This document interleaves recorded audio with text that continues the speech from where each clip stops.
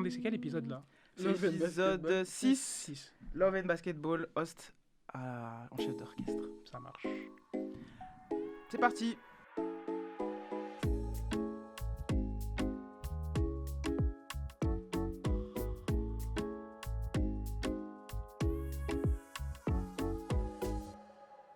Bonjour à tous et bienvenue dans ce nouvel épisode de première nomination, plus particulièrement l'épisode 6. Ça va vite, hein, ça va vite, tellement vite, et je suis tellement content d'être là que je prends une petite voix un peu suave. Depuis qu'on m'a dit que j'avais une voix podcastable, j'abuse, hein, en Victor Newman totalement. Podcastable, il vient d'inventer un mot. Exactement, Mzé, petit Robert. Écoutez, on arrête, je suis avec mes deux acolytes, mes deux reines, j'ai envie de dire. Oui. Nifa et Isis. Comment vas-tu, Nifa? Ça va très bien, ravi de vous retrouver. Ça faisait longtemps, même si les gens ne se rendent pas compte parce qu'on a toujours de l'épisode en stock. Mais vous m'aviez manqué au micro, je suis ravi de vous retrouver. Eh bien, Isis. Bonsoir, moi aussi ça va super bien. Je suis contente de vous retrouver pour ce 6e épisode déjà de première nomination. Très bien, écoutez, comme vous l'entendez, nous sommes ravis d'être là. Et aujourd'hui, on va parler d'un film qui m'a bercé, qui a bercé mon enfance. La fleur bleue que je suis a démarré peut-être à ce moment-là, hein, début 2000. C'est là que tu es devenu un émo. Exactement, un jeune émo. Donc le 21 avril 2000 sort Love and Basketball, un film qui est réalisé par Gina Prince by the Wood, donc réalisé par une femme. Ouais. C'est intéressant. Même moi, quand je l'ai revu là, je ne savais pas du tout que c'est réalisé par une femme, donc c'est très cool de se remettre dedans. Moi non plus, je savais pas. Et produit par Spike Lee. Et c'est vrai que quand on regarde, enfin son nom, il revient pas non plus. Non. C'est vraiment produit, quoi. Il est là en Chralas, chef d'orchestre pour la culture. Mm-hmm. Petit pitch de départ. Donc, l'histoire se passe en 1981 à Los Angeles et on suit Monica Wright et Quincy McCall, donc deux préadolescents de 11 ans. Ça va être très simple. Ils ont un rêve et c'est pour l'un de devenir joueur de NBA et pour l'autre, donc Monica Wright, joueuse de WNBA. Mais elle ne le sait pas quand elle est petite. Elle aussi veut devenir joueuse de NBA et être la première femme qui va jouer en NBA. C'est très mignon à voir. On va mettre les pieds dans le plat. Écoutez, on va présenter nos deux protagonistes. On va peut-être parler de Monica Wright en premier. Honneur aux femmes. Exactement. Honneur aux femmes. Monica Wright, interprétée par Sana Lathan. On la retrouve pour la deuxième fois dans le podcast Première Nomination. On l'aime beaucoup. Surtout Mahmoud, évidemment. La dot, hein. Moi je dote cette femme tout de suite. Hein. Et donc on retrouve Monica Wright, bien plus jeune d'ailleurs. Un film important dans sa carrière parce que c'est peut-être, elle l'a témoigné souvent, le film où elle a dû se préparer le plus parce que c'est pas une basketteuse, donc préparation physique, dextérité au niveau du ballon, on la voit beaucoup dribbler, etc. Donc rôle important dans la carrière de Sana Lathan. Elle interprète Monica Wright qui est une jeune fille, quoi de plus normal au départ, mais qui vient d'emménager en fait dans la banlieue un peu plus chic de LA. Presque Bel Air, je pense pas, mais c'est quoi, c'est Crenshaw ou... En fait, c'est genre, elle joue pour l'équipe de Crenshaw, mais je crois qu'ils sont un peu dans les quartiers UP de LA. Ouais, oui, c'est là, dans une banlieue aisée de LA. Voilà. C'est ça, sachant que pour recontextualiser, le père de Monica est banquier et le père de Quincy est joueur. C'est ça, il est un joueur NBA. C'est ça, il joue pour les Los Angeles Clippers même. Ouais, ils sont cotés donc. Ils sont pas Crenshaw. C'est ça, ils sont pas Crenshaw. C'est juste que c'est pour la fac pour laquelle il joue, enfin le lycée pour lequel il joue, pardon. C'est le maillot, on voit le maillot de Crenshaw, donc c'est pour ça. Mais sinon, ils sont dans des quartiers plutôt aisés. Monica est donc la fille d'un banquier et d'une mère au foyer. Donc il y a quelque chose dans une sorte de petite ascension sociale à déménager ici. C'est une fille qui est présentée un peu en décalage parce que on a sa grande sœur qui est jouée, j'ai un trou de mémoire énorme, Regina Hall, qui est jouée par Regina Hall, qui est sublime aussi, qui elle est une jeune femme noire plutôt coquette, etc., qui est plus âgée qu'elle, qui est je crois déjà à la fac. Et voilà, Monica c'est un garçon manqué, c'est comme ça qu'on dit quand on est une fille qui aime jouer au basket et qui aime des centres. Il faut arrêter. Voilà, qu'on arrête. Qui a des centres d'intérêt de garçon, on appelle ça un garçon manqué. En tout cas, surtout dans les années 80. Et donc elle fait la rencontre de Quincy, qui finalement a le profil idéal pour devenir son meilleur copain, puisqu'ils aiment tous les deux le basket. La première scène où on la voit est assez intéressante, puisque en fait elle va faire connaissance avec ses voisins et après, on verra après par la suite dans le podcast, mais elle a ce côté justement très sur la question du genre dès le début, puisqu'elle a une casquette, elle passe pour un garçon immédiatement, en fait on se rend compte que c'est une fille, elle fait son 2 contre 2 avec ses voisins et Quincy forcément qui était là, et au fil du film, en fait, on découvre juste un personnage qui va à l'école, qui est une fille juste, qui a cette particularité d'être une fille, mais qui a juste envie d'être professionnelle. Elle ne sait pas encore que son destin ne peut pas se dessiner tout de suite, puisqu'il n'y a pas d'existant, il n'y a pas de WNBA. Le W se rajoutera peut-être du coup dans les années 90, mais à ce moment-là, elle a juste envie d'être un joueur de basket professionnel, et c'est un petit peu au-delà de l'histoire d'amour qui va avoir lieu avec le personnage de Quincy. C'est ce qui va être intéressant pour Monica, c'est comment accomplir son rêve dans un imaginaire de femme, alors que Quincy, pour lui, son destin est tout tracé. C'est un peu... ça va ? On est bon sur Monica ? Franchement, on est très bon. On est sous masterclass là. Ah, commence pas toi. Ah non, là, j'ai pas les mots. Moi, elle était là pas intervenir. en Spike Lee, tu vois. Elle a parlé 8 minutes. Moi, j'étais en mode, écoutez, je mets ma veste et moi, je vais y aller aussi. Oh là là. On va toujours me faire ces gens. Vous voyez ? Incroyable. Écoutez, moi, en fait, il n'y a rien à ajouter. Donc franchement, on va embrayer sur Quincy, en fait. Et c'est vrai que la majeure différence entre les deux, c'est que là, on parlait de Monica un peu garçon manqué, etc. Quincy, c'est le petit gars du quartier, très beau gosse, toujours avec ses petits maillots de basket, fils de basketteur. On sent que les deux sont quand même à certains extrêmes, hein, même en termes de comportement au départ, dès les premiers instants. Et on voit que Quincy est un peu insolent. C'est un peu le petit insolent, le fils pourri gâté. Lui est fils unique, il me semble, si je me rappelle. Il est fils unique. Ça se voit qu'on lui donne tout. Et tu parlais de la première scène, Nifa, au court, donc au terrain de basket, où ils se rencontrent la première fois. Et dès qu'il se rend compte que Monica est une fille, du coup, pour le coup, et qu'elle est forte, forte, pas encore, mais qu'elle a des petites facilités. En tout cas, qu'elle peut jouer avec eux. Skills, quoi. Et je sais pas, mais on sent tout de suite que, pour moi, ça va dépendre dès cet instant-là, on sent ce que va être leur relation. C'est-à-dire une espèce de petite concurrence qu'il y a et que Quincy a du mal à en fait, elle l'insécurise direct, quoi. Exactement, c'est le terme parfait, elle l'insécurise. Je dirais même qu'il a le seum. Hein.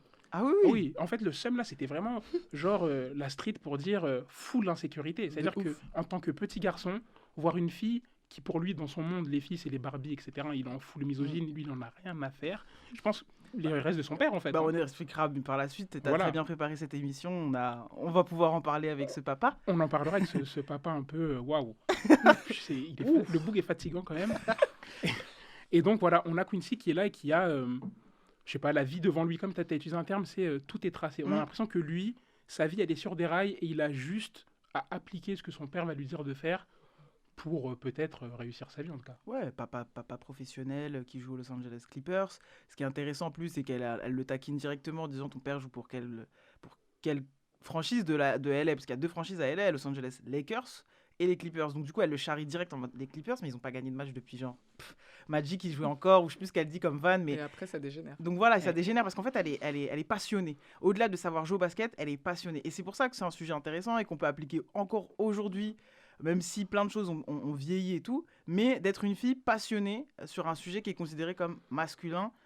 Qu'est-ce qui se passe quand tu es confronté à un garçon et qu'en fait, il voit qu'au-delà de savoir mettre un panier ou faire un lay-up, tu connais, tu t'es passionné par ça, tu suis la NBA, son numéro préféré, son numéro c'est le 32, comme Magic, donc elle a un vrai amour pour ça, comme lui. Et ce qui est drôle, c'est que, et c'est un schéma qui doit se répéter, je pense, dans peu importe le domaine, c'est que ils ont une scène très intéressante où elle lui demande « Oui, mais ton père, il joue pour qui ?» Et lui, on sait que c'est les Clippers, mais il ne sait même pas où en sont les victoires, les défaites. En fait, il idéalise tellement son père qu'il ne suit pas. En fait, lui, c'est juste un fan de basket. Il aime jouer au basket. Alors que son père. Comme son père. Alors que Monica, c'est une geek. Et moi, j'ai analysé ça comme c'est une geek parce que c'est une fille. En fait, elle veut prouver qu'elle a les capacités, qu'elle peut le faire. Et en gros, en parallèle, elle lui demande les stats de son père. Il ne sait même pas, en fait. Et Monica lui sort les stats de Magic aux Lakers. Et en fait, elle a 11 ans. Il faut le rappeler, elle est là en Georges Eddy, mais elle a 11 ans en Mary Patrux et elle lui sort la totale. Non, Mary Patrux, même pas. Hein. Vraiment, elle est pire elle est au-dessus encore parce que les stats, c'est encore un truc vraiment faut regarder les highlights des joueurs, faut regarder. Non, c'est assez impressionnant tout de suite le contraste. Et c'est ce qui est le plus intéressant dans ce film, c'est le premier carton. Parce qu'en fait, c'est ça. Il est découpé en 4 cartons, comme dans un match de basket. Et donc, ce premier carton dans les années fin 60, enfin, bref, 80, et bah, on a vraiment, ouais, comme tu as dit, une fille qui est passionnée par choix. Puisque elle, dans sa famille, zéro sportif. Bah, en tout cas, pas dans le scénario tel qu'il nous l'est présenté. Alors que voilà, Quincy, son père fait du basket. Donc, like father, like son. Exactement. Écoutez, tu l'as très bien dit, je ne l'ai pas introduit au départ parce que je suis un mauvais élève, mais le film est découpé en 4 cartons, donc comme un match de basketball. J'ai fait des mini-devoirs, bien sûr, hein, à la con. Premier carton, c'est l'enfance, 1981.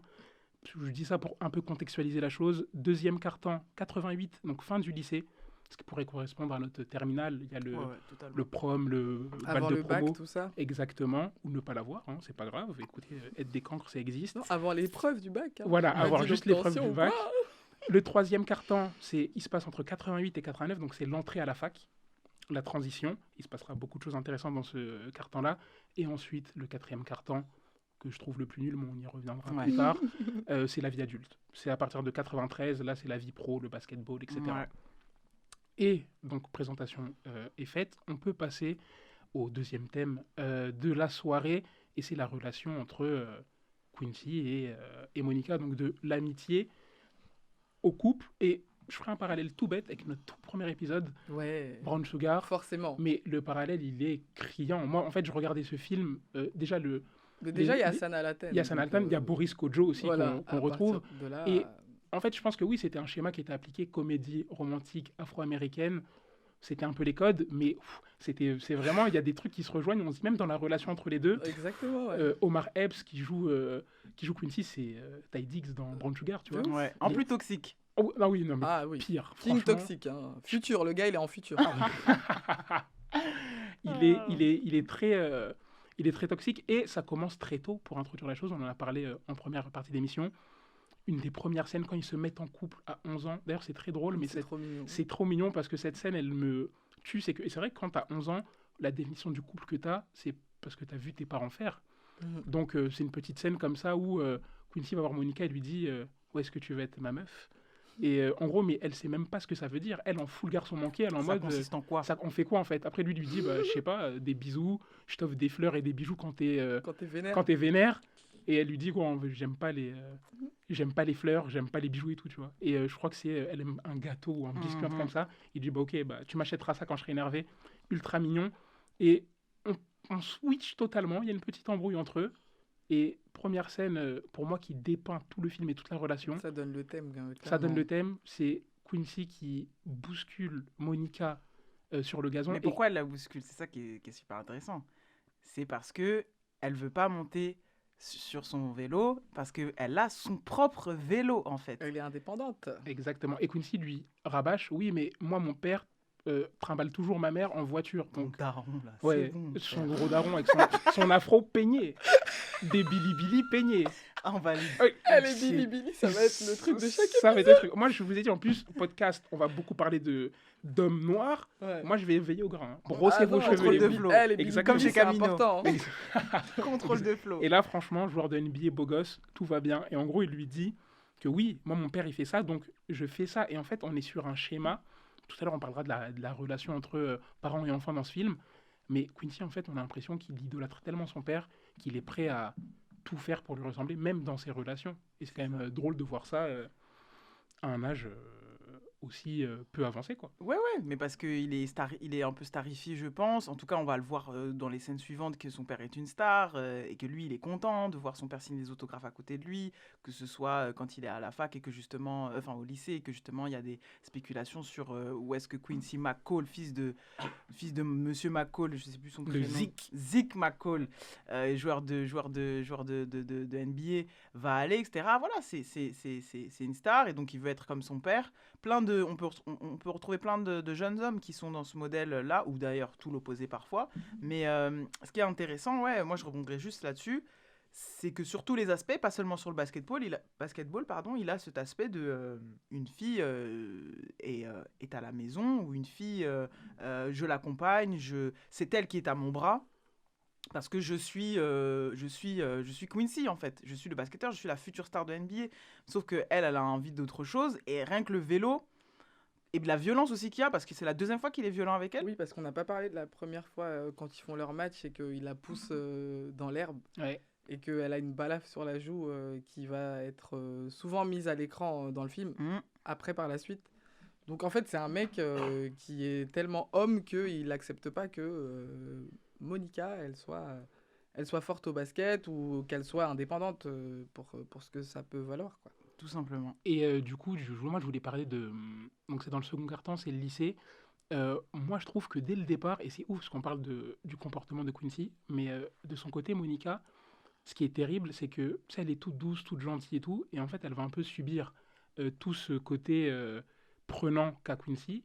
Et genre, on le voit dès le départ du second carton, je crois, il y a match de basket, et on voit que c'est Monica qui a un match de Quincy, et elle est très. Je sais pas, elle a l'air un peu beaucoup trop piquée, tu vois. Tu sais, elle le regarde avec des yeux de biche Ah en oui, mode. oui, oui. Mais parce qu'elle, elle est déjà. Parce que là, on va spoiler évidemment comme on fait tout le temps, mais ce qu'il faut savoir, c'est que elle est. Quand ils sont petits, ils ont un rapport plutôt copain-copain, mais après le bal de fin d'année, ils se déclarent complètement leur flamme, surtout elle, parce qu'en fait, on le voit dans ses yeux, dans l'angle en tout cas qui est choisi dans ce film, c'est de montrer plutôt une Monica qui est amoureuse depuis le début, et un Quincy qui, lui, a toutes les filles qu'il veut dans le lycée, etc. Et quand même un peu piqué parce qu'il y a une scène importante. En tout cas, je sais que c'est une scène qui revient beaucoup pour les Afro-Américains. C'est la scène dans la voiture quand il rentre d'un match et qu'elle lui dit... Et moi, c'est un peu là que mon féminisme est né. C'est qu'il lui dit, ouais, tu vas pas pouvoir être recrutée parce que tu es trop agressive, etc. Parce que le basket, ça reste un truc d'impact physique, etc. Et tu vas pas pouvoir être recruté, avoir une fac. Mais toi, tu fais la même chose. Ouais, mais moi, si. Donc, il y avait ce truc de quand on est une femme, on peut pas faire la même chose qu'un homme. Il y avait déjà ces discussions-là. Donc, c'est pour ça que cette scène est importante. Et en même temps, il la pique en lui disant, tu vas aller avec qui au bal de fin d'année. Et c'est peut-être le seul signe qu'on a sur ce deuxième carton où on voit que il est intéressé. Il est intéressé parce que tu as envie de savoir avec qui elle y va. Et il lui fait même la blague, tu y vas avec Spalding qui est la marque du ballon de basket. Donc voilà, il veut toujours la réduire au fait que ouais, t'es forte au basket, parce qu'à ce moment-là du film, c'est bon, il sait qu'elle adore ça, il sait qu'elle est passionnée. Il commence un peu à comprendre, les années sont passées, mais il est en mode il veut quand même la piquer. T'as que ça. De toute façon, t'as pas. Moi, j'ai le basket, mais j'ai plein de meufs, puisque il y a Gabrielle Union, Ouais. qui est. Je sais plus. Ouais, je vais pas me Non, il rappeler n'y a du pas tout. son nom, elle. Il n'y a pas son nom, mais c'est Big Titties. Quoi. Voilà, En gros, ce c'est qu'il dit, vraiment tu vois, Big c'est Titties. Big Titties. Mais Et pour peste, le coup, et peste, hein. elle a même pas des gros ins, Gabrielle Union. Hein. Ah non, on confond avec l'autre, Easton. Oui, Shawnee c'est Easton. vrai, c'est Elle, vrai. c'était Big Titties avec Ouais. un appareil dentaire Ouais. et tout, Ok. qui il pécho sur le capot de la voiture, incroyablement sauvagement. Mais non, c'est plutôt Gabrielle Union qu'on voit. D'ailleurs, cette scène est super bien parce qu'elle lui fait passer un mot, qu'elle doit passer à Quincy. Ouais, donc ouais, elle a ouais. vraiment ce statut de.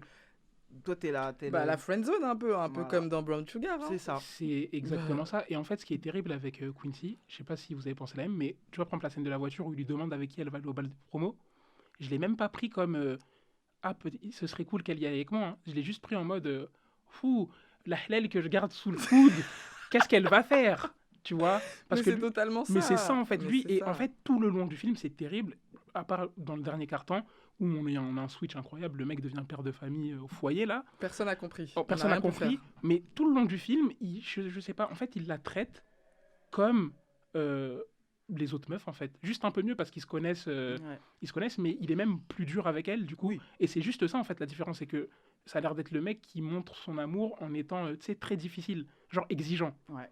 Tu vois, et à aucun moment dans le film, je sais pas, il se remet en cause, il se remet en Mais je question. pense qu'il l'a. Non, mais de toute façon, Quincy, c'est un mec toxique. Faut Ouais. dire les termes, les gars. C'est Ouais, très parce grave, que là, hein. on parle du coup du deuxième carton, mais ils vont former un couple. Ils vont passer de l'amitié au couple, du quoi, ce soir de bal de promo, où elle, en plus, c'est sa première Ouais. relation intime avec un homme. Donc, c'est un moment important. Et c'est, je pense aussi, au-delà du crush qu'elle a depuis qu'elle est petite, je pense que c'est là que ça devient un homme important, puisque c'est sa première relation, l'homme qu'elle a toujours, avec qui elle a toujours eu des points communs, etc. Donc elle l'idéalise beaucoup à ce moment-là, je pense, parce que nous, en tant que spectateurs, je pense qu'on voit les red flags et on va en parler un peu plus tard. Mais voilà, il y a un truc c'est lui, en fait. Chose que lui, il va avoir aussi, parce que il y a un bon compromis d'une fille qui a la même passion que moi, qui est très très jolie, et avec laquelle on va aller dans la même fac, ça peut être cool. Mais tant qu'elle est pas plus... De toute façon, elle a très peu de chances d'être plus populaire que moi, d'être une star. Donc ça lui allait jusqu'à ce que, et là je pense que je vais vous laisser y aller, mais jusqu'à ce que le basket prenne une place un peu plus importante pour Monica, et là ça va être problématique dans leur couple. Et ben là, en fait, ça va être un moment important. C'est vraiment le début du troisième quart-temps, donc c'est l'arrivée à la fac. Et on voit que là, en fait, c'est là que les tensions commencent par rapport au basket. C'est-à-dire que les deux sont confrontés à des situations très différentes. Quincy, lui, c'est la facilité. C'est-à-dire qu'il arrive, il a des facilités énormes pour le basket. On le voit. Il est titulaire, il est dans le 5 de départ, il a du temps de jeu. Exactement. En fait, mais vraiment, comme Isis l'a dit, sans forcer. Le mec, il arrive et limite tout lui est dû. Parce qu'il est talentueux aussi, tu vois. Et limite, on le voit. Et ce qui est drôle, c'est qu'on le voit limite pas jouer au basket dans ce carton-là. Jamais. C'est beaucoup concentré sur Monica qui, elle, galère. Elle galère. En fait, et j'ai trouvé ça ultra... c'était très bien fait, très bien joué. Elle arrive à la fac et on voit déjà la différence de gabarit avec les autres meufs qui sont là, qui sont peut-être déjà en 5e année, etc. Et elle n'y arrive pas physiquement, en fait. Elle lutte. C'est dur, mais on sent que ça va être un peu, pour mes amateurs de manga, un shonen. C'est-à-dire, ok, c'est via l'abnégation et le travail que Monica va réussir à s'imposer. Et encore, je trouve que dans le film, on la voit jamais comme étant quelqu'un de exceptionnellement forte. Elle a un niveau normal. Elle a des coups d'éclat. C'est-à-dire, en fait, c'est juste le courage. On nous montre qu'elle est courageuse et je pense que c'était vraiment pour faire un parallèle avec son mental, même dans sa relation avec Quincy ou avec ses parents ou quoi, mais c'était vraiment pour nous montrer que c'est une amoureuse de basket, c'est peut-être pas la plus forte, mais quand il faut répondre présent, quand son caractère ne flanche pas parce qu'elle est très, en dehors du terrain, très gentille, un amour, et sur le terrain, on sent que c'est le sport de sa vie, en fait, parce qu'elle fonce sur les gens, et ça lui a causé quelques petits soucis avec ses coachs, etc. Je sais pas, vous, ce que vous avez pensé de cette partie à la fac, entre les deux. Tu y vas, Isis, ou... Non, vas-y, je t'en prie. Moi, la fac, j'ai aimé son struggle, moi. Moi, j'aime bien cette partie-là. C'est peut-être ma partie préférée du film, le focus sur elle. Parce que moi, étant passionné un peu de basket aussi, je l'ai regardé à un âge où moi, j'étais à fond dans le basket. Je jouais en club et tout. Donc, vraiment, je m'identifiais grave. Et j'aimais ce côté, déjà, beaucoup de femmes noires à l'écran qui sont dans cette passion, dans cette concurrence, dans cette joute verbale, parce qu'il faut du temps de jeu, etc. Chose qu'on voit souvent dans des films de sport masculins, en fait, ce côté je veux ma place, etc. J'ai bien aimé voir ça avec le recul aujourd'hui, parce qu'à l'époque, c'était juste, j'aimais bien parce que c'est un film de basket. Mais là, maintenant, je trouve ça juste agréable de voir des femmes sur ces thématiques-là, ou en tout cas sur ces humeurs qu'on attribue souvent aux hommes, c'est-à-dire rien laisser paraître et genre moi concurrence, je dois être meilleur que toi et écraser les autres, en fait, que je ne valorise pas, je suis pas en mode c'est la jungle et tout, mais je trouve que c'est souvent des trucs qu'on voit chez les hommes, en fait, et elle va être combative, et c'est intéressant que dans ce film-là on ait mis en avant son struggle à elle, puisque lui il n'en a pas, en fait. Lui tout va bien, en tout cas jusqu'à un certain moment, et elle va réussir, et ça aussi c'est encore un côté très féministe et je m'arrêterai là, mais elle va réussir à montrer encore une fois, même jeune, même en étant une fille à la fac, que le hustle d'une femme, c'est toujours d'être bonne dans ce qu'on fait, dans notre passion ou dans notre boulot, et de gérer son couple, et d'être là pour son mec, et de pouvoir l'écouter quand il va pas bien. Ouais, c'est la double peine. C'est ça, c'est que nous... Charge mentale, même si, terrible. voilà, exactement, la charge mentale. Donc même si lui, il n'a pas à se préoccuper de si ça va, parce que elle, quand elle n'a pas de temps de jeu, elle, quand elle se mange, du coup aussi les remarques de ses autres coéquipières, et qu'elle elle a du mal un peu à s'intégrer, etc. Ça va pas, c'est difficile. Et il est jamais il est jamais dans l'équation. Mais par contre, c'est toujours à la charge de la femme de checker quand même si tout va bien du côté de son mec, d'être là pour lui, de venir voir ses matchs. Et ça, on le voit souvent où elle dit t'es pas venu voir mon match, j'ai mis tant de points, etc. Ou comme au moment où lui, il se rend compte qu'avec ses parents, que son père a trompé sa femme ou quelque chose comme ça, il lui dit t'étais pas là pour moi parce qu'elle avait un couvre-feu. Voilà, c'est la scène du couvre-feu. Il est pas bien, elle est là elle est en train d'essayer de le consoler et tout ça. Ils sont dehors et elle, en fait, vu qu'elle galère au basket, la coach, elle sait que la coach va être intransigeante avec elle, donc elle sait qu'il faut qu'elle rentre à l'heure du couvre-feu et pas après, sinon elle est dans la merde. Et Quincy comprend pas ça, qu'elle puisse mettre le basket entre guillemets avant lui, parce que lui, il a des problèmes familiaux et il pense que si elle reste avec lui sur les gradins, ça va changer quelque chose. Et en fait, il prend le seum et directement après, il va voir une autre meuf. Ouais. Alors qu'elle lui propose en plus, elle lui propose. On va à la chambre, comme ça, je reste avec toi, je sais que tu as besoin de moi et tout ça. Et lui, il prend le seum, il dit non, c'est bon, vas-y. Et puis le lendemain ou quelques jours après, il se voit et lui, il est avec une autre meuf. Et donc elle lui dit ouais, qu'est-ce qui se passe? Et lui, il dit t'étais pas là, t'es trop occupé au basket. Alors qu'il a jamais été là pour elle quand elle était en difficulté. Mais on l'a jamais vu en fait. Lui, on le ouf. voit jamais quand elle a besoin. Mais lui, il a un problème et il faut qu'elle elle annule tout pour lui. Et ce qui est intéressant dans ça... Book toxique. Toxique comme jamais. Ce qui est intéressant dans la façon dont il lui dit tout ça, c'est qu'il est très relaxé. Parce que et ça va bien nous faire basculer sur les parents après, sur le daron surtout. Parce que quand il se rend compte qu'il y a une fille, parce qu'il lui dit bonjour, ah t'as pas vu mon match, etc. Puis ils vont dans la chambre, et puis lui il est avec une autre meuf, et donc elle est... Et tout est normal pour lui. Il est là, on va manger un bout, tu vas avec nous. Il a de l'audace, quoi. Et ça, il est audacieux. Ça en dit long sur la relation de ses parents, c'est-à-dire la normalité d'aller voir ailleurs, la normalité de... Enfin, en tout cas, le côté, si ma mère ferme les yeux, Monica aussi peut fermer les yeux.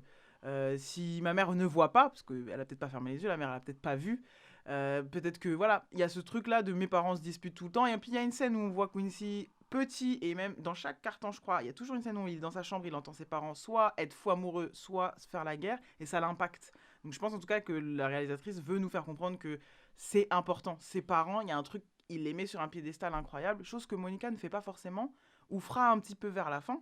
Mais voilà, il y a un comportement très... T'es à ma disposition, si tu l'es pas... Il y en a d'autres qui veulent, en fait. Voilà, si tu veux pas, il y en a qui veulent.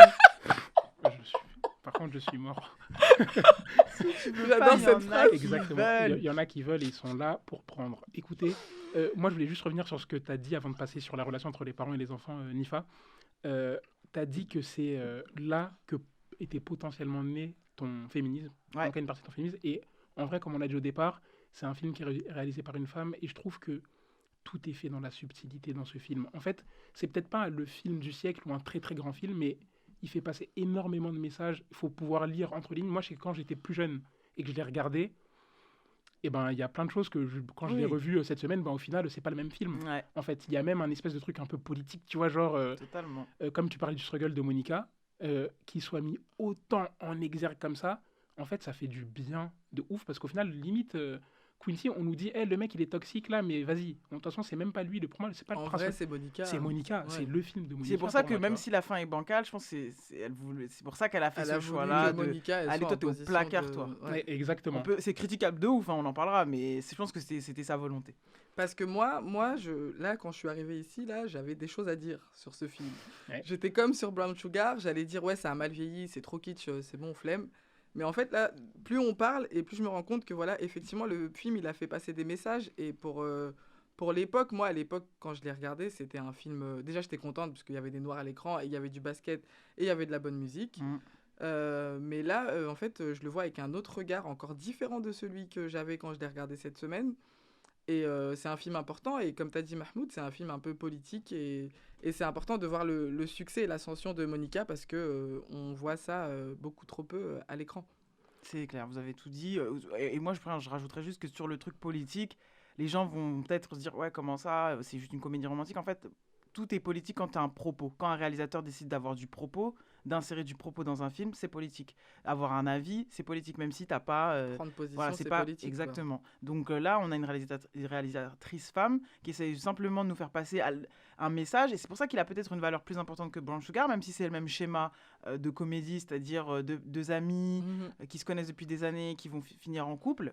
Bon, ça, c'est le squelette. Mais dans Love and Basketball, ce qui est charmé, c'est qu'il y a un vrai parcours au niveau de la femme qui est plus mise en exergue que dans Brown Sugar, où on a une passionnée de hip-hop, mais qui est déjà installée, en fait. Pour qui tout... Et c'est bien aussi, hein, mais bon, on le disait dans l'épisode 1, ça va pour elle, en fait. Après, elle, ça va être plus le challenge amoureux, d'avoir confiance en elle, de dire qu'elle l'aime. Là, on a vraiment quelqu'un qui va créer sa propre histoire, un imaginaire, en fait. Il commence un film pour dire « Je veux être quelque chose qui n'existe pas encore », c'est-à-dire joueuse professionnelle féminine en NBA, être la première femme, donc ça voudrait dire qu'elle vous joue avec les hommes, en fait, elle est déjà dans quelque chose... C'était ça son premier but. Ouais, c'était ça son premier but, parce que ça n'existe pas de WNBA, en fait. Donc ça, c'est totalement, c'est totalement un propos socio-politique, si on peut dire.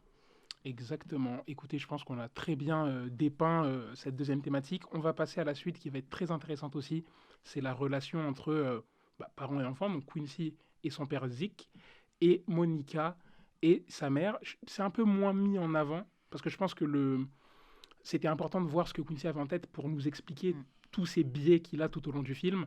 Et je ne sais pas laquelle de vous deux voudrait commencer, mais on a déjà commencé à bien en parler. Je vais envoyer Isis, qui a l'air d'être bavarde sur le sujet. Ouais, il y a plein de choses à dire dessus. On va commencer par Quincy, parce que il est problématique, ce gars, en fait. Et il est problématique, je pense, en partie parce que son père l'est aussi. Et son père, c'est carrément son rôle modèle. On sait, hein, moi je pense que déjà, il y a le basket. Donc déjà, il fait du basket parce qu'il aime ça, mais aussi parce que son père faisait du basket. Donc forcément, ça joue sur sa personnalité et sur ce qu'il va devenir. Il y a qu'à voir au moment où il apprend que son père trompe sa femme, il part en couille. Mais genre, comme si c'était... La fin du monde. Après, c'est... c'est là qu'il va même trouver cette excuse pour se comporter mal voilà, après. c'est ça. C'est à cause de ça que le gars devient complètement odieux. C'est à partir de là qu'on le voit devenir un peu nul, entre guillemets, au basket. Ouais, c'est-à-dire que c'est le seul l'élément truc qui fait... Exactement. Ouais, carrément. Et du coup, oui, forcément, on est obligé de faire le lien entre son père qui finalement n'est pas le modèle si parfait qu'il pensait, et sa carrière de basket qui était censée être toute tracée et qui au final se retrouve face à des obstacles.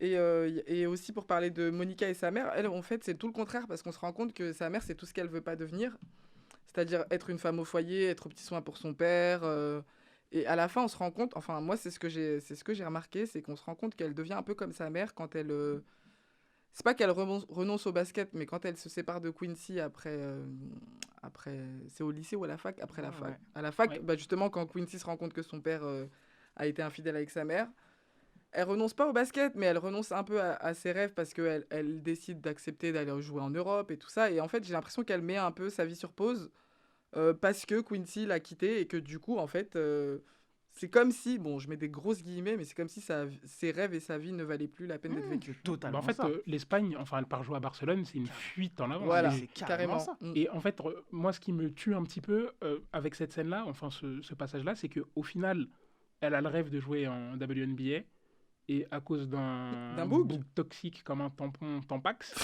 elle traverse l'Atlantique et elle part jouer en Europe. C'est terrible, en fait.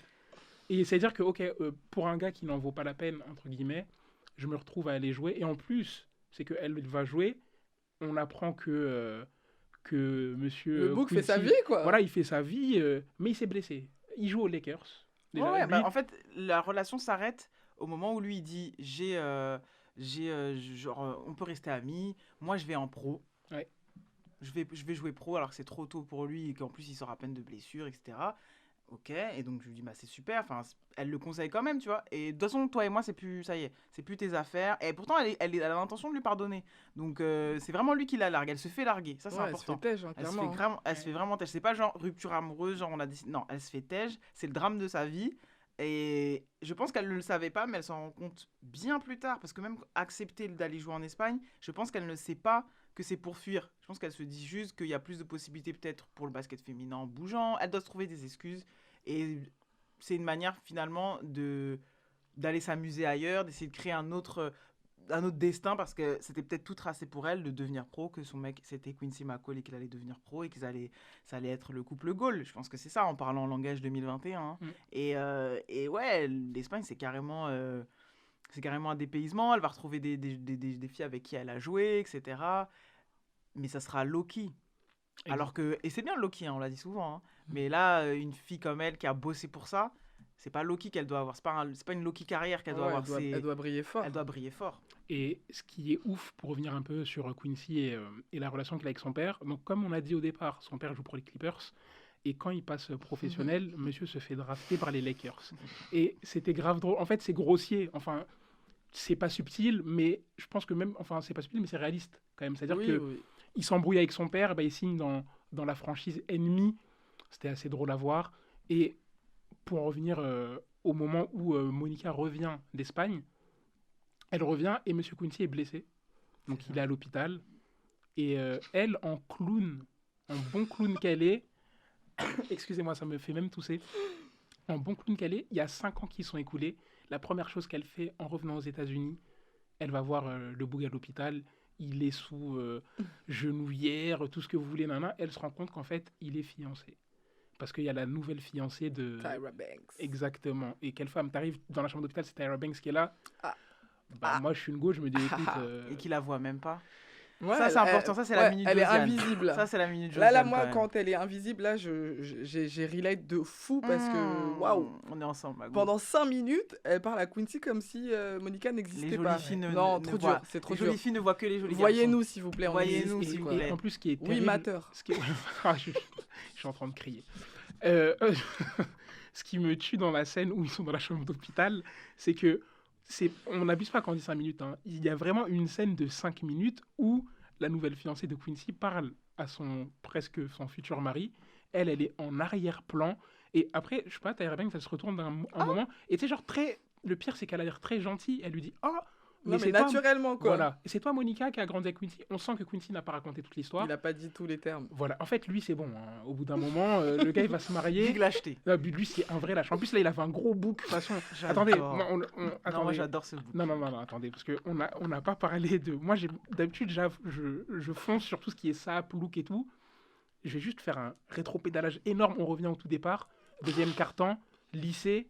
Omar Epps et Quincy, on dirait il a 42 ans, c'est pas possible. Franchement, ils ont menti quand ils ont menti sur les âges. Hein. Moi, lui là, attendez, Nifa, si t'as internet là, tu peux les regarder en direct. Même la coupe, on dirait un Playmobil. Tu vois, il a les petites afros là, avec les contours.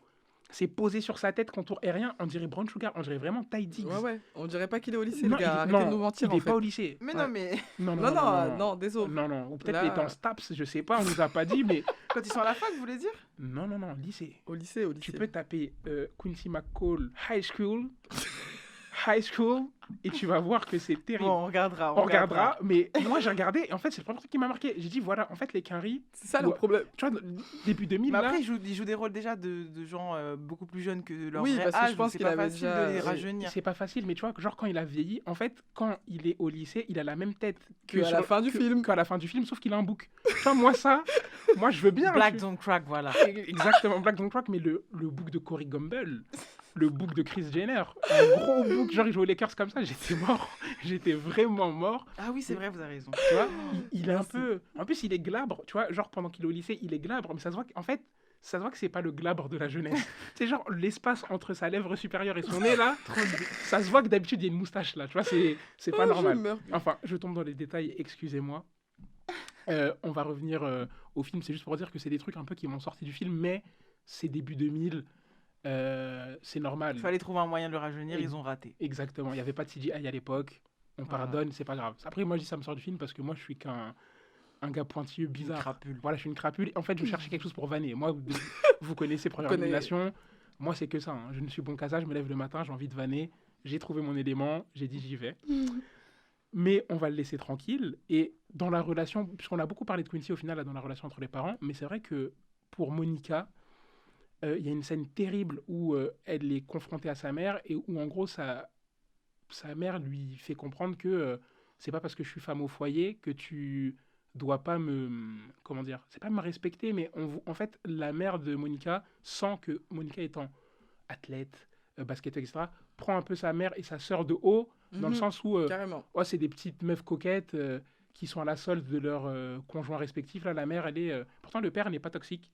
Enfin, on ne nous montre pas de toxicité venant de la part du père, mais c'est plus la mère, tu sais, qui se sent investie. Je pense, mais comme ça existe maintenant et comme c'était à une époque, tu vois, c'est genre la mère de famille qui fait tout et pour son mari. Et qui ose pas, en fait, et qui pour elle a un appel du devoir, c'est son boulot de le faire, et qui finalement... c'est trop intéressant, cette partie-là, et voilà, elle aurait pu être étirée plus, mais en vrai, comme tel que c'est bien, mais il y a 2 scènes, en fait, importantes, qui nous mettent sur la voie de la scène entre Monica et sa mère. C'est qu'il y a une première scène où Monica est en train de se faire tresser par sa sœur. D'ailleurs, truc que ma mère me disait toujours, mets-toi sur les fesses, ne te mets pas sur les genoux, sinon tes genoux vont devenir noirs. Ouais. Elle lui dit ça. Et genre, elle s'assoit, elle se fait tresser, et donc elle regarde, c'est la rentrée le lendemain, et c'est la première fois qu'elle va aller à l'école dans le quartier où elle arrive, en fait. Donc ça, c'est très petit, on fait beaucoup de rétro-pédalage, mais bon, c'est des cartons, on est obligé de mettre en lien des choses. Et en fait, son père arrive et lui dit, je mets laquelle pour demain pour aller au travail? Et la mère lui dit, la jaune ou la bleue? Et la mère lui dit, moi j'aime plutôt la bleue, pour qu'elle puisse repasser la bleue. Elle lui dit, est-ce que tu peux pas me repasser les deux, just in case? Ouais. Et là, on voit vraiment plan caméra sur Monica, et elle regarde. Oui. Et lui, il n'est pas toxique, le père. Il dit juste, est-ce que tu peux faire les deux? Non, il est sous charge mentale de l'époque, là. Voilà. C'est-à-dire en mode, vas-y, y a Du rien. coup, fais les deux. Il doit provide. Sauf que sauf qu'on a une femme, on voit une maman qui est fatiguée, et même on a Regina Hall qui lui dit mais assieds-toi maman et tout, pose-toi. Non, j'ai encore ça à faire, puis demain vous avez. Enfin voilà, le côté remue-ménage d'un emménagement dans une nouvelle maison avec tes enfants qui vont aller à l'école, etc. Et je pense que c'est ça qu'on voit dans le regard de Monica, c'est pourquoi tu dis pas non alors que moi j'insulte des arbitres. Ouais. Quand il n'y a pas faute. Tu vois, c'est ce truc-là en fait. Et donc c'est une relation qui est intéressante, qui n'est pas néfaste pour elle, comme pour Quincy et son père. Mais donc on a cette scène, et après on a la scène de fin, en fin de film, où en fait Monica elle revient voir sa mère sur des sujets d'amour. Ah là, elle a besoin de maman là. Alors que sa mère la voit triste et pense automatiquement que. C'est le basket. En fait, elle lui dit quelque chose comme. C'est qu'un jeu. Ouais, mais c'est qu'un jeu, arrête de faire la tête. Et on voit la tête de Monica qui se décompose. Après, sa mère, elle lui dit mais. C'est bon, c'est que du basket en fait. T'as toujours cette tête depuis que t'es petite, quand tu perds, il y a rien. Alors que là, il n'y avait pas de défaite, tout allait bien professionnellement. C'est juste que son cœur était touché et qu'elle avait peut-être besoin de sa mère à ce moment-là, mais elles n'ont jamais construit cette relation. Et moi, pour en revenir Isis, elle disait en tout début de ce chapitre que Monica ne voulait absolument pas devenir sa mère. Et pour moi, il y a une scène qui relate ça à mort. C'est la scène charnière quand les parents à Quincy sont en passe de se séparer, que Quincy a besoin d'elle, et Monica dit à Quincy, dans les gradins, elle lui dit écoute, moi le basket c'est très important pour moi, tu le sais, il y a un couvre-feu et je ne violerai pas ce couvre-feu. En gros, peu importe ce qui se passe, on peut s'arranger, parce qu'elle voulait qu'ils rentrent ensemble et tout. Il n'a pas voulu, et elle a dit quoi? Je pars. Alors que sa mère, elle, mais aurait tout mis en suspens, aurait tout arrêté pour le bien de Quincy à ce moment-là. Oui, en plus à la fin, elle dit à sa mère, oui, mais t'as mis tes rêves entre parenthèses pour la famille et tout ça. Sauf que elle, c'est un truc qu'elle ferait jamais en fait, Monica. Non, jamais. Il lui dit oui, toi t'aurais pu être cuisinière ou chef traiteur, ouais, etc. mais t'as mis ça sur pause pour t'occuper de papa et de nous. Et c'est intéressant comme conversation, parce que ni l'une ni l'autre n'a tort en fait. Parce que la mère elle dit oui, j'avais envie de faire ça, oui, j'aurais aimé être traiteur, sauf que la vie a fait que j'ai eu ta sœur, puis j'ai eu toi, et puis il a fallu. Et puis finalement je regrette pas. Parce que vous êtes devenues des merveilleuses femmes, et que je suis ravie d'avoir pu avoir ce moment avec toi où je te mets ton collier pour aller au bal de promo. Selon toi, c'était peut-être des moments légers, mais pour moi, ça a été des moments importants. Donc la relation mère Monica et sa maman, moi, je trouve archi deep, parce qu'en fait, elles arrivent finalement dans le film à s'entendre sur deux visions de choix de femmes qu'on doit respecter l'un comme l'autre. Oui, et puis ça prouve qu'il n'y a pas un seul chemin à prendre, en fait. C'est ça. Et là, le fait qu'on voit que c'est une réalisatrice femme, c'est que justement, on nous fait clairement comprendre que c'est pas parce que t'es mère au foyer que c'est grave. Et c'est pas parce que, comme vous l'avez dit, en fait, tu veux carriériste que c'est grave. Ça aurait été réalisé par un homme. Je peux vous assurer que oui, la mère de Monica, ça aurait été une merde. non, mais c'est pas que il a la veine. Non, mais je le vois derrière son dourag. Mon dourag est en train de scintiller, là, tellement la veine brille sur mon front. Mais en fait, il y a énormément de subtilité dans ce film, et c'est plein de choses comme ça que je dis que j'ai pas vu quand j'étais plus jeune, et que c'est important. Franchement, revoyez ce film, parce que on y trouve des petites pépites scénaristiques comme ça, et au final, comme je dis, c'est pas un très grand, je vais pas dire pas un très grand film, mais au final, je le porte dans mon cœur, et je pense que je le regarderai. C'est pas du grand cinéma, voilà, c'est pas là, mais l'angle, l'idée, il y a une idée, il y a un angle, il y a un propos. Montrez ça à vos petits frères et vos petites sœurs, et je pense qu'elles kifferont. Écoutez, sur le sujet des parents, je pense qu'on a fait assez le tour.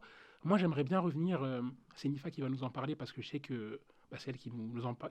Pendant la préparation de cet épisode, nous en a beaucoup parlé. C'est vrai. Mais c'est la génération Z qui découvre ce film. 21 ans plus tard. Parenthèse avant qu'on conclue, mais c'est vrai que j'ai regardé en préparant l'émission, mais même parce que je savais qu'un jour ou l'autre on en parlerait. Donc il y a plusieurs semaines, j'avais regardé des reviews d'Afro-Américains où je me suis dit peut-être que les UK ou les US en ont parlé. Et je suis tombée sur des jeunes femmes américaines, bien plus jeunes que nous. Donc on est sur des filles d'une vingtaine d'années, 20, 21 ans. Qui souvent ont tagué le film sur la vidéo YouTube en disant Why Love and Basketball is an horror movie, genre pourquoi c'est un film d'horreur. Wow. Parce que en fait c'est une autre génération, nous on est aussi capables, parce qu'on est les millennials, en fait c'est nous les millennials, de capter à la fois la profondeur, le propos, et à la fois de dire comme Isis l'a dit, ça c'est mec problématique, ça dégage. Mais elles sont encore dans un autre extrême, parce que je pense que la nouvelle génération est encore moins tolérante de ces conneries que nous. nous, on les identifie, mais on a dû dealer avec, alors que peut-être que la génération Z est en mode non. Donc, j'ai surtout une vidéo que je mettrai peut-être en lien dans la vidéo YouTube pour celles qui voudraient se marier un coup. La fille est vraiment, elle regarde le film et dans toutes les scènes qu'on a citées ici, on va pas les reprendre, elle est là en mode red flags, red flags.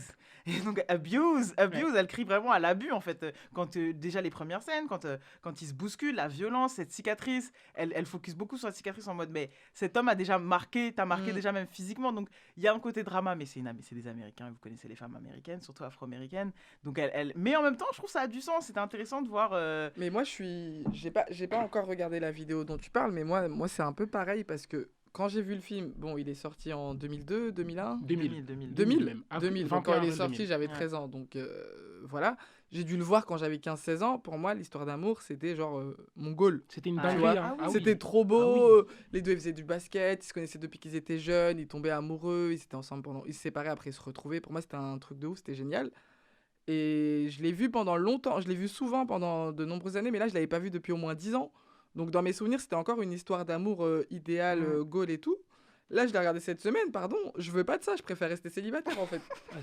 Donc, les Gen Z, là, les meufs de ta vidéo, là, elles ont totalement raison. Ça, en fait, il y a trop de trucs que tu vois qui te disent waouh, stop. En fait. Et c'est ça, je trouve ça intéressant parce qu'on a eu cette année des séquences justement de cette génération milléniale ou génération Z qui reprennent un peu des films classiques ou même des dessins animés. On a eu beaucoup ça ces derniers temps pour dire que ça c'est problématique, ça on devrait le retirer. Et on a un peu des boomers qui sont un peu en mode non mais c'est quoi donc du coup on peut plus rien dire, donc tous les films d'époque on va devoir les supprimer, nanana. En fait moi j'y réfléchissais et je me suis dit en fait non ils ont raison, c'est à dire que mais ça n'enlèvera rien au côté Madeleine de Proust et de l'amour qu'on porte pour ce film, je pense que vous serez d'accord avec moi. Totalement. C'est juste qu'on est capable aujourd'hui de réévaluer notre avis en se disant que non, ce n'est pas une belle histoire d'amour, c'est une comédie, ça raconte une relation amoureuse dans laquelle on est je pense aujourd'hui capable de dire que on veut pas de ça, que c'est pas idéal. C'est intéressant, c'est beau, on peut dire que c'est beau, que ça finit bien, mais on peut pas dire que c'est que le comportement, que c'est prince charmant, que c'est idéal. C'est pas idéal. C'est pas idéal de struggle en face d'un homme qui ne veut pas te laisser être ce que tu veux et qui te demande d'échanger, de trade ta carrière avec son attention en permanence. C'est pas sain.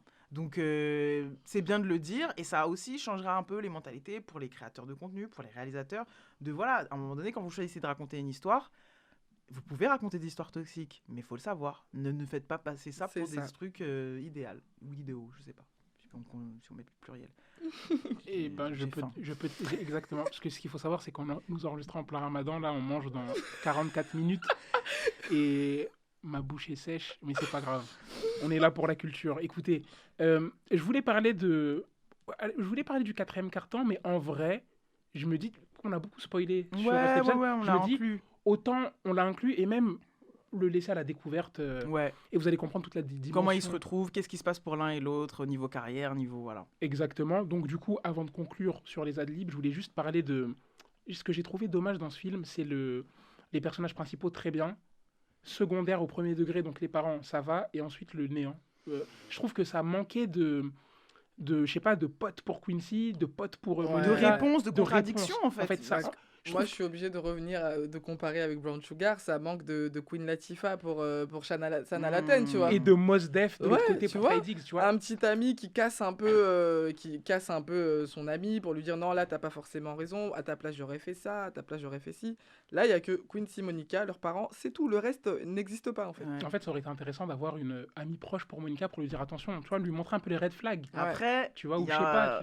Il y a ce côté aussi, moi je suis totalement d'accord avec vous, mais pour juste défendre la réalisatrice, et puis même le réalisme, quand t'es joueur de basket pro, t'as pas d'amis. Ah ouais, ça c'est peut-être un truc que mais tu vois, genre, sais pas. Mais même peut-être au lycée, mais encore, t'es tellement focus. Les sportifs dans les lycées, c'est genre, ils sont entre eux, ils sont tellement entraînement, tu manges bien, tu fais attention, pas d'alcool, du coup très peu de soirées. En vrai, et même tu vois, quand ils ont des soirées, c'est parce qu'ils veulent fêter leur victoire, mais voilà, c'est attention l'heure quand même. Mais c'est vrai qu'on les voit toujours à chaque fois qu'ils font la fête ou qu'ils sortent, c'est victoire. Par rapport au basket. Voilà, exactement. Tu vois. Donc il y a ce truc-là. Mais c'est vrai que vous avez quand même raison sur ce truc second rôle. On aurait pu même retrouver des second rôles dans l'équipe, dans collègues de joueurs ou joueuses. Parce que c'est important les second rôles pour la contradiction, pour casser le rythme, pour mettre de l'humour aussi, parce que c'est très romantique, fleurs bleues et tout. Donc c'est un peu le bémol aussi qu'il y a dans ce film. C'est vrai. Bah, écoutez, moi, je voulais finir sur ça avant qu'on passe aux adlibs. Je ne sais pas si vous avez quelque chose à ajouter, mesdames. Moi, je suis bien. Moi, je voudrais dire que je retourne totalement ma veste actuellement. Parce que quand je suis arrivée, j'allais dire que c'était un film qui avait mal vieilli. Mais au contraire, en fait, il a super bien vieilli. Et c'est important que tout le monde le regarde aujourd'hui avec son regard d'adulte. Et Mahmoud a convaincu. Ouais. Et je vous jure que là, je me sens comme un dictateur parce que je peux vous assurer que dans le groupe WhatsApp, vous voyez, quand on annonce des sujets, on parle de trucs, et ben, elle était froide. Isis, quand ça parlait de Love and Basketball, c'était oui. D'accord. J'étais là en OK. Au rendez-vous à quelle heure? OK avec un point. Tu vois, quand elle met un point à la fin du message. Exactement. Isis, est-ce que tu as lu le conducteur? Oui. Je me suis dit, Et croyez-moi, pour ceux qui nous écoutent, les choix de Mahmoud et les choix d'Isis ne sont pas les pires ici. C'est moi là. On se retrouvera la semaine prochaine d'ailleurs. Exactement, on en parlera, ce sera très drôle. Mais oui, je suis très heureux que... Bah, c'est à ça que sert cette émission aussi. Mais oui. Avoir un nouveau regard, un regard frais sur des œuvres. Et ce que j'apprécie beaucoup, et je voulais vous remercier, vous qui nous écoutez, c'est tous les retours que vous pouvez nous faire sur Instagram ou sur Twitter. Il y en a beaucoup qui disent que oui, par exemple pour les séries qu'on a fait dans les 3-4 premiers épisodes, oui, j'avais pas vu ça comme ça. Quand vous avez dit ça, effectivement, je trouve que ça. Et ça, c'est vraiment la plus belle des récompenses. Donc, merci beaucoup pour ça. De ouf. Quel SO. Moi, j'ai pas d'adlib non plus en plus. Hein. Moi, j'ai juste un adlib. Parce que là, vous voyez, vous voulez couper les micros. Non, je veux pas couper les micros. Voilà, ça c'est pas encore l'heure de manger. C'est pas du tout l'heure. Et je rajouterais même à ce que a dit Isis de commencer, vu que vous avez maintenant capté un petit peu la ligne éditoriale de cette émission, première nomination, de nous suggérer des films. Tout est noir. Ah oui, ça aussi, peut-être que vous réussirez à nous mettre d'accord tous les trois enfin. Exactement. Et moi, je vais juste finir sur mon adlib qui sera très rapide. Genre après, on bouche les micros. C'est les comédies romantiques afro-américaines de cette époque-là, début 2000. Moi, en fait, en ayant vu Brown Sugar et là, en ayant vu Love and Basketball, moi, c'est mon coup de cœur. Je veux ça. En 2021, surtout que là, au casting, on a des futures stars, en fait. Ouais, il y a plein de noms importants. Il y a plein de noms importants qu'on retrouvera après, par la suite. Moi, j'ai envie de ça, là. En fait, moi, c'est bon qu'on commence à refinancer. Une nouvelle génération, là, de jeunes noirs qui nous font des comédies romantiques. Exactement. Avec les codes d'aujourd'hui, très peu de toxicité et de la bienveillance. Je suis client, j'ai un pouvoir d'achat, je paye pour ça. Je ne téléchargerai pas, je paye. Et c'est important de le souligner. Moi, j'ai un petit adlib pour la musique. Oui. Je pense notamment à la scène de la première fois de Monica, où il y a Maxwell, This Woman's Work. J'ai découvert cette chanson sur ce film et jusqu'à aujourd'hui, je l'écoute encore. Classique. Incroyable. Eh bien, écoutez, nous arrivons à la fin de cet épisode. Dernier petit mot, je parle beaucoup, mais au début de l'épisode, je n'ai pas remercié Jean Morel, la star. Merci Jeannot pour les travaux. Merci Mania des médias. Exactement. le Pichichi, le ballon d'or des médias rap, j'ai envie de dire. El Jugador. El Pichichi. Excusez-moi pour j'allais dire c'est raciste, mais le racisme anti-blanc n'existe pas. Voilà, donc, c'est parfait pour conclure. Voilà. Allez, à la semaine prochaine. À la semaine prochaine. Bisous, à bientôt. Ciao.